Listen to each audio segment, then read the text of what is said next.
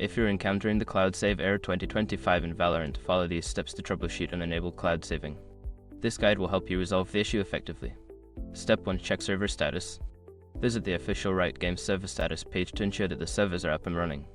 If there are any ongoing issues, you may need to wait until they are resolved.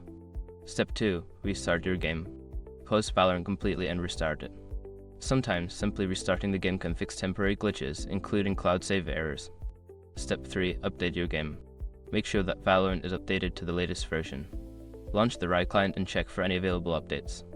Installing the latest patches can resolve compatibility issues. Step 4. Verify game files. Open the Riot client, go to the Valorant section, and find the option to verify game files. This process will check for any corrupted files and replace them, which may help fix the cloud save error. Step 5. Contact support. If the issue persists after trying the above steps, reach out to Riot Games support for further assistance. Provide them with details about the error and the steps you've already taken. By following these steps, you should be able to resolve the cloud save error in Valorant. If problems continue, don't hesitate to seek help from the community or official support.